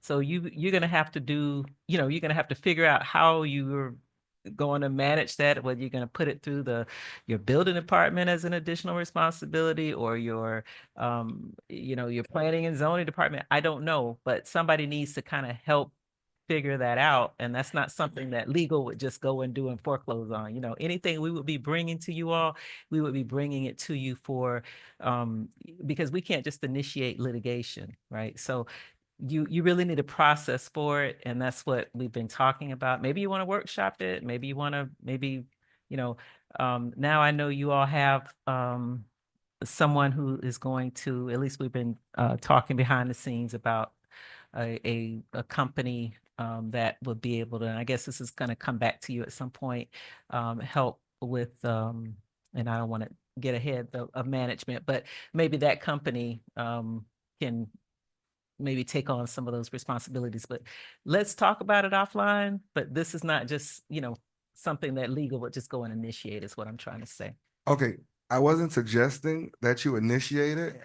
I know it's a process, and I don't know where the Miami Gardens came from, because I never brought up Miami Gardens. So, and I don't recall anything about a consultant That bringing that up, it came up. but I know that this is something that will go through your office. So if you're suggesting that we do a consultant, then let's prepare legislation to bring it back to the commission to do that. But we need to start. Yes, sir. And what I guess what I'm trying to suggest is my part in this would be a very small part. It's just filing the paperwork and filing it and going to court and monitoring it. So my part is the easiest part. It's all of the other stuff that has to happen before it even gets to legal. All right. So, yeah. Madam Manager, what we'll do is we'll work together to prepare legislation to capture everything that the manager just said, to put in the legislation to bring it forth to the commissioner. The attorney just said. Mr. The Mayor. attorney just said, I'm hungry and sleepy. Mr. To Mayor. capture everything that the attorney just said, and we'll put it in legislation form. Mr. Mayor. Can I piggyback before you finish on this? Commissioner Kelly. Thank you. I would ask Madam Manager, and I think it predates the city attorney, but the whole set program that we did many years ago was really part parcel of this. The attorney's right. By the time he gets the attorney, it's really more of just paperwork, but it was a process. Matter of fact, as a part of that program, the city had in place to clean up whatever, lien, whatever, but the attorney portion, we actually got that far. Because usually when they start realizing we're serious, people either complied or did something to clean it up or to make it, as the mayor says, so it doesn't be what it is. But when it did get that far, where the attorney was filing foreclosure, whatever, it really was easy because by that time it was obvious they didn't want it or whatever, and then the city just moved forward. So I would, if it's possible, go back and look at those notes and documents, because that was part parcel of what the SET program was all about. So that's a good point, Mr. Mayor, that move forward, and I would definitely support that as you move forward with it. Thank All right. you. No problem. Yeah. So those, Yes, I have something to say about what we'll be talking about now. For the manager and for the city attorney, especially for the city attorney, why we have to wait so long and do all the process to accept to do a foreclosure or to make that person to clean the property or to do something with that property right away? Because I understand something that if I own some money for the Dade County government or federal government in taxes or anything in the house, they don't take so long, to take my house away. Well, That's what it's only a question that I want to know why we take so long and we have to go through all that process when we have people here that I know that had 25 years when abandoning house there. Yeah, and the city has so many what do we call it, Miss Wilma? running funds. Running fund and all that. And we Man. don't do anything about it. Right. So it depends on, example, we have a house- it depends on whether it's homestead or not. You know, if it's an abandoned property, that's a little bit different. But That's what the cities are not generally in the business of just going and taking property because it's a liability for cities in so many ways. So you want to find out what the value of the property is. You want to find out what, you know, whether there are any liens. A lot of times these properties that you're talking about, they have many, many liens on them. And so the city would have to want to know whether it even wants to, you know, be in a foreclose and be in a third position for that lien. You know, all of these things are factors. And so that's why you don't see a lot of cities running around trying to foreclose on properties because it's just not practical. Cities are not in the business of doing that. But I don't want to go. I'll stop. The mayor's looking at me like he's ready. The city government had the right to collecting, you know, whatever they owe us. In some way, have to be a way faster because we cannot be 100 years waiting for everybody die and we collecting the money. It had to be some way easy and faster for the city moving forward in that situation. We're gonna find out. All right. Thank you. Thank you. I don't want to belabor the time. So the rest of the stuff, Madam Manager, we'll talk offline. So we can move on to the official board reports. I don't see any board chairs here, so we can move on to the mayor and commission reports. We can start with Commissioner Bass. No report. Commissioner Santiago. You have a report? Not yet. No report. Madam Commissioner Irvin. I was gonna say Madam Irvin. Really quickly, I just want to say thank you to all the sponsors. Thank you to everybody that volunteered to played a part, no matter how big or how small, and making our toy drive a huge success. As always, I hope that next year it's even bigger, even better. And I thank everybody. Thank you. Vice Mayor Kelly. Thank you, Mr. Mayor. Well, let me start with what's under the general ones and under my report. I have Feeding South Florida Initiative and ICM, and I'll defer to you because I see you have that as part of your report. Going back, we obviously hosted our December Meet Me Monday, where we recognize volunteers who work with us throughout the year, both for Farm Share and Feeding South Florida. We supported the toy drive and toy giveaway that the city had. I want to commend Commissioner Irvin, the Booster Club, all of the departments for making it a success. I got there late, but it was a lot of toys, a lot of kids, a lot of happy parents and kids. So it's always a good thing. We also hosted for the second year our Light Up Homes Christmas contest. We had first, second, and third place winners who received a plaque and a gift card.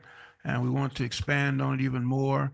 We had about 23 homes this year that actually registered. Some of the homes that were actually very good said they didn't know about it. So we got to do a better job next year getting the word out. But very appreciative of that. We, of course, are working and asking everyone to support the MLK Walk, which is next Saturday. We know that that is the life celebration for Commissioner Vice Mayor Holmes at 11. So we're going to try to start the walk promptly at 9 and condense the program because I know everyone wants to be at the life celebration. And so we're going to do our best. We've already contacted schools and got commitments, and banners are out. So it's our annual MLK walk here in the city of Opa-locka that we do every year, 9 a.m. starting at 151st and 27th Avenue. So I ask everyone to please be a part. I know, like I said, we will condense the program to try to get everyone finished to be able to get to the celebration over at New Birth on next Saturday. I also want to remind and encourage, and my colleagues are always welcome. Next Monday is Meet Me Monday. It's going to be at the Ingram Park Senior Citizens Building. So I'm quite sure we haven't met over there in quite a while. So a lot of residents been asking about it. So we're going to be over there for our Mimi Monday next Monday at 6 p.m. And also fishing with the vice mayor, going up to Pahokee on the end of this month. Please RSVP. We're going to be going on January 30th. The RSP deadline is the 24th, but slots are filling up. We probably got about at least 25 or more folks already signed up, including some of our seniors. So it's just an outing to Pahokee. We're going to try to leave about 8:30 and go up and fish, have lunch up there, hopefully catch some fish somewhere up there, and just a fun field day up in Pahokee, Florida. So please keep that in mind as well. The last item that I wanted to mention, Feeding South Florida initiative, it'll be coming back to you, of course. That requires commission approval because it was not budgeted for this year. But I am proposing, and if you have any ideas, you definitely can share them with the manager. Because it's an item that has to be funded through the budget process, instead of doing it every month, I really would like to do it every other month, starting in February, and look for some sponsors, but also invite other vendors that provide services to the community to be a part of it. So that is the plan and the goal going forward. We had hoped to use some of the funding from the trailer that's supposed to be taken down, but apparently was not initiated in time. So we got to absorb that cost, so we can't use that. But I will be bringing that back, and I think it's a good tie-in, Mr. Mayor, as you're working towards your initiative for our support services for our community. Good segue into that as well. I also have in my report the ICM extension, but I'll defer that to hear what the mayor has to say since he has it under his report. Again, thank everyone for the work they are doing. Happy New Year to everyone. And Mr. Mayor, with that, turn it over to you. Thank you. All right, so starting with the fun stuff, I'm surprised Commissioner Irvin didn't talk about it. We Never got for you. bingo. Never for you. We got bingo this Friday at 6 p.m. So we're asking everybody to come out, win some fun prizes, and fellowship with your fellow commissioners. We will all be there. Also, I hate you right now. Also, I just want to say that we were able to attend the toy drive. It was awesome. And we also was able to partner with, we did Santa's Cafe, the Mayor Santa's Cafe. We partnered with an organization, Stand For Us, a foster organization. We brought over 150 children from all throughout Miami-Dade County. They met here in the city of Opa-locka for a evening full of fun. So that was an awesome initiative that we started. Thank you for everybody that attended. We also have the State of the City coming up on the 31st of this month at 6 p.m. So we're asking everybody to come out. Now, getting down to the work. The financial oversight update, we've already had it, so we can omit that, Madam Manager. And the city manager search, but I saw Commissioner Kelly had the ICM extension. And my proposal with the will of the commission was to extend this ICM's contract for another 90 days. And then in the interim, we come together to figure out what the city manager search looks like, what that actually looks like, because I don't think it's time to pivot at this moment. Mr. Mayor, Commissioner Kelly? I wanted to hear, because I like order, so I wanted to hear what you're proposing, because you had search on there. I preferred the extension. The reason I bring it up, because the 90 days for the current ICM expires in January. Right. And so we need to do the extension. If not, obviously tonight, bring it back at the next meeting.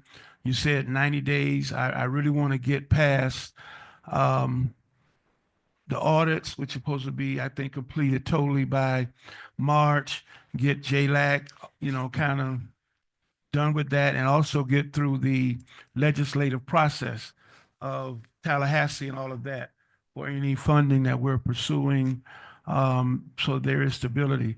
So I was really, would be looking at proposing a little longer. Obviously, the commission can make a final decision, but at least on the extension, to go into at least, July. And I say that because the reality is, and, we really should be starting our budget process in another couple of months.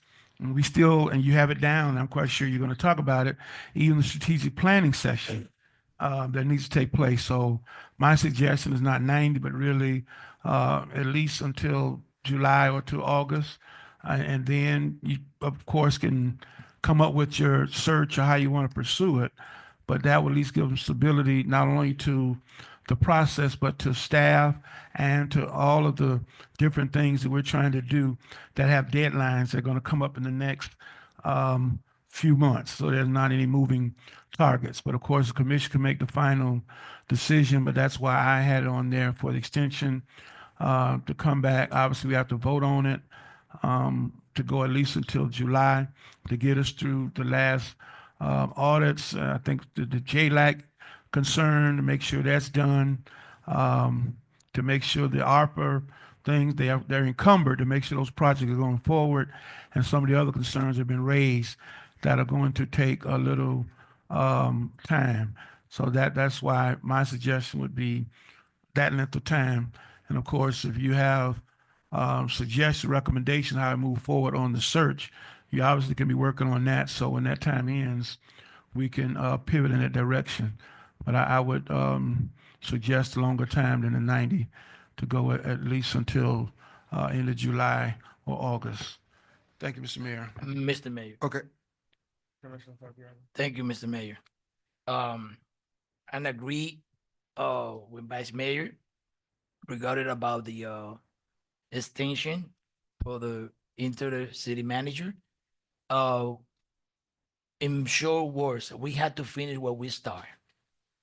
We have a lot of things to do, and we are in the eyes of the state right now. And I don't think it's properly now to move for search in the moment. And I agree with that, to extending the time for the city manager up to July, because like that, we're gonna have the time to work together and try to put the city forward. Okay, well, for whatever we want to be. Okay, we started, let's finish. And we're gonna have time for that in the future to search for somebody.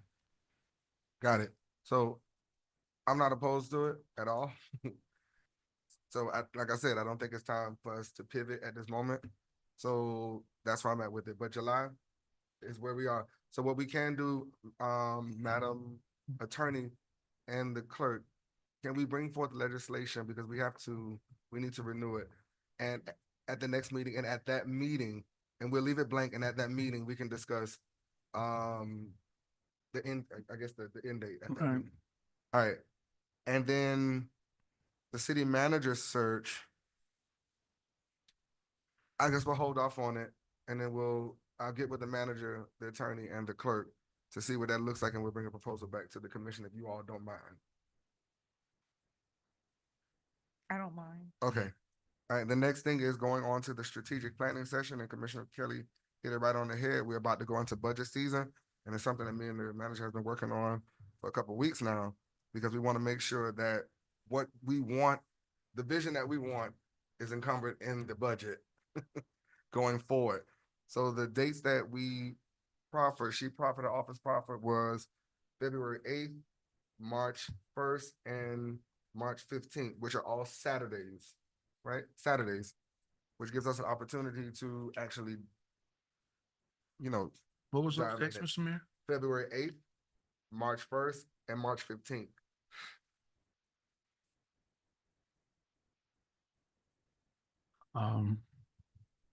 And we don't have to come up with a date tonight, but what we can do, Madam Attorney, if it's okay, allow the clerk to poll the commission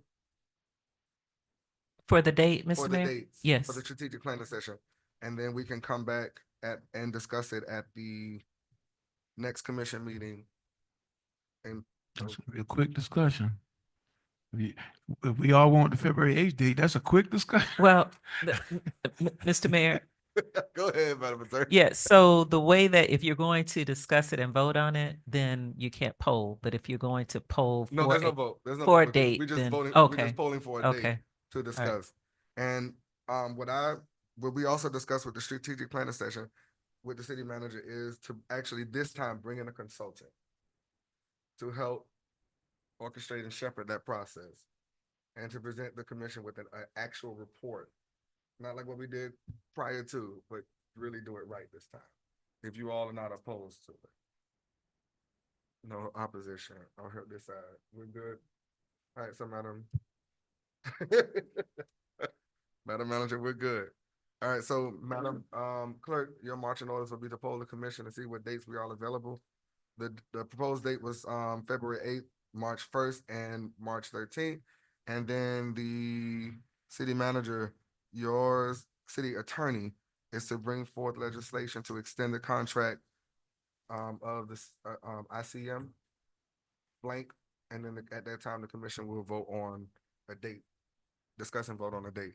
All right, Mr. Mayor, Commissioner Kelly. we don't. It's amazing. We don't have it. I had realized that we don't have a slot in here for city attorney. I noticed that. There's no slot like the manager report, but there's no slot on there. I do have something. Well, she may have a report, but I have something for the attorney. But I noticed we don't have a little slot on there for city attorney. We don't need. I'm good. Thank you, Commissioner Kelly. I'm good. No, sometimes we do. Do a report. It's rare. No, I'm not saying for report necessarily, but sometimes we do. I have one thing for the attorney and the manager, but really for the attorney. And then I'm smiling, but I'm also want you to look at this, and if you can meet with me individually and discuss. But I am really frustrated with all of the development that's taking place off of 37th Avenue and that airport. Yeah, that all of that development. And in my opinion, and I'll defer to the manager to get me the exact amounts. In my opinion, we really don't get any ongoing benefits, but we get all the traffic. We get all of the trucks. We get all the vehicles going through the residential areas that we need to put the no through truck signs. That's impacting neighborhood roadways. And I know Vice Mayor then, Commissioner Irvin now, and I brought it up a while back. Speeding of race vehicles at 9 o'clock in the morning. 9 o'clock in the morning and a weekday. Just speeding. Yeah, those are good. No. I'm looking at you because I know it may not be a lot you can do, but I'm at the point to bring back legislation for the city to sue the county. I'm really at that point. Because we get the traffic, 37th is backed up. People are coming to all the residential streets trying to get across to the east side. And I look at all these walls and development, and I can't say to residents, because I get asked all the time, what does the city really get out of it? I know Amazon promised jobs, and I'm pretty sure we got residents that work over there. But for what's happening over there, somebody needs to tell me the real benefit that we're getting. You can't answer that, but I want the manager to tell me economically what the benefit, because I know I always hear when big development comes, it's a $10 million impact to an area. I don't see anything but the headaches for Opa-locka.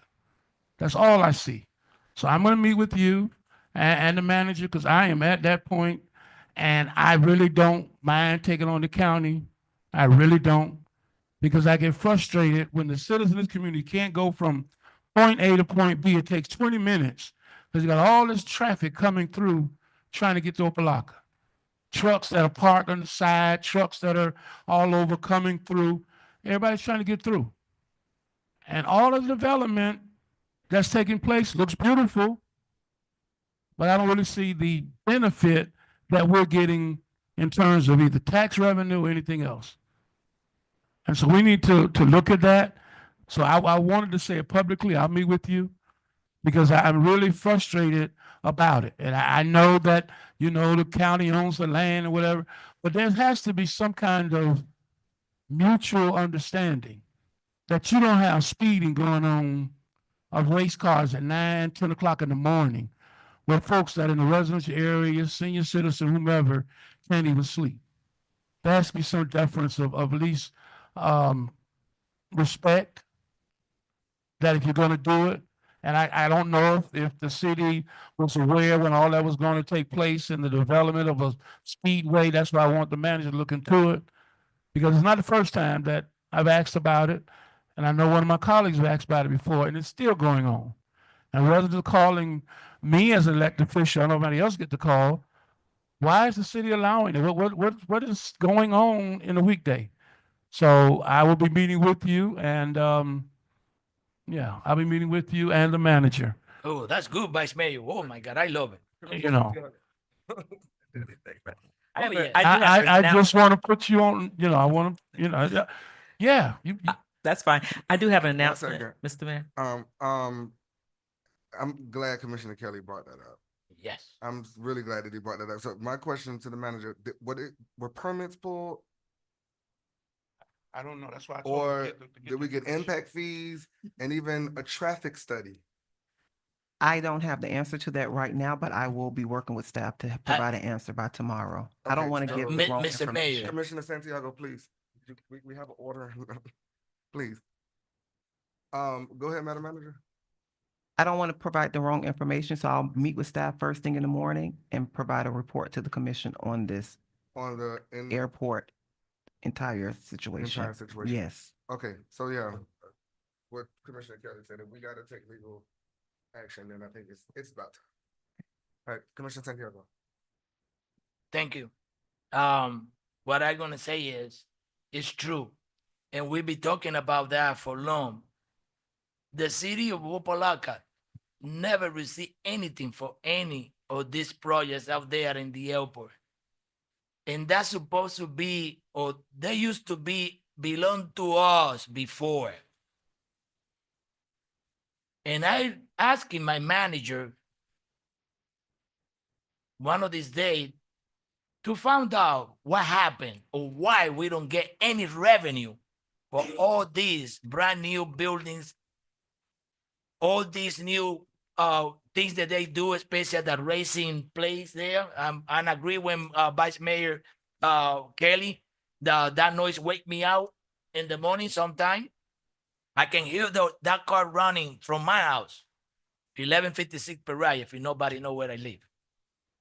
And true, yes, I love it.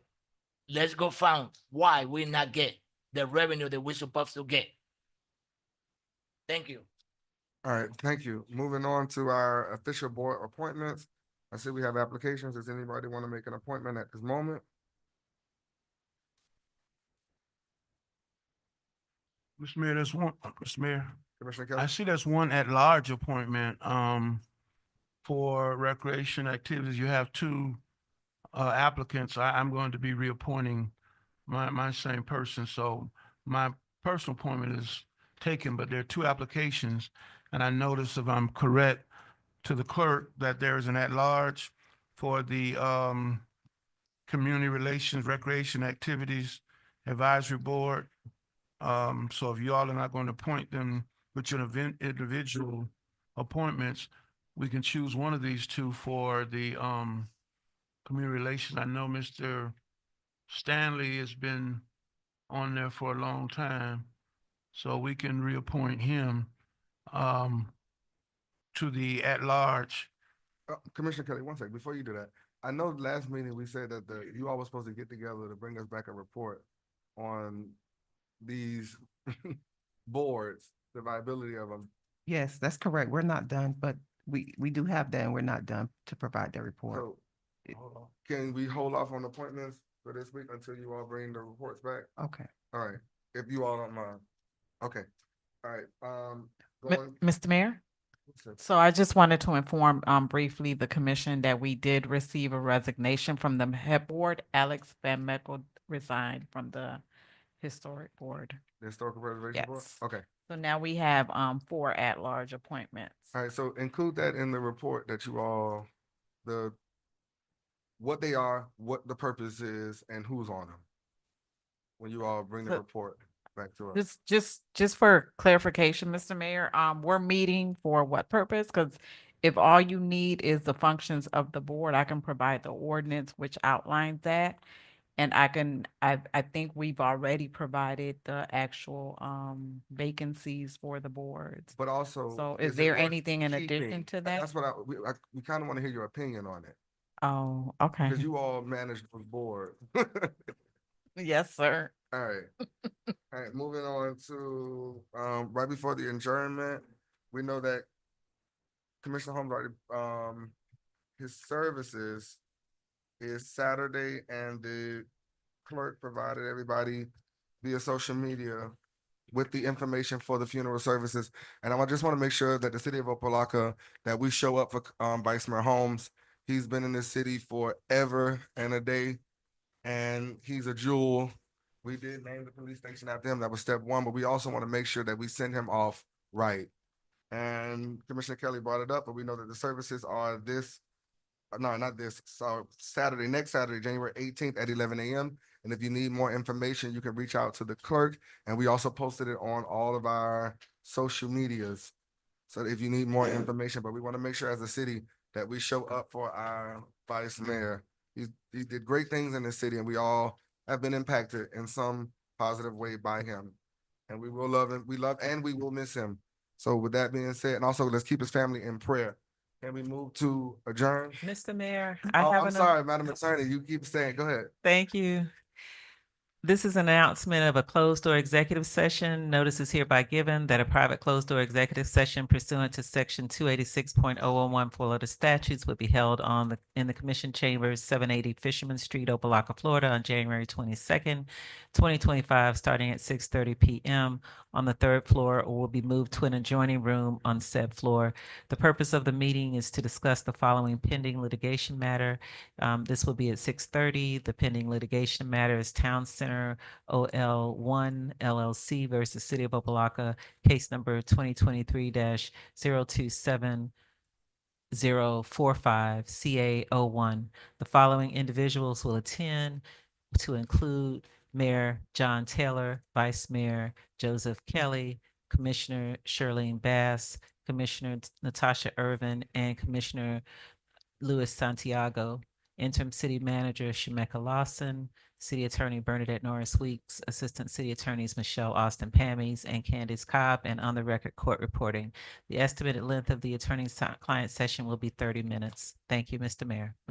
All right, thank you. Can I have a motion to adjourn? Move it.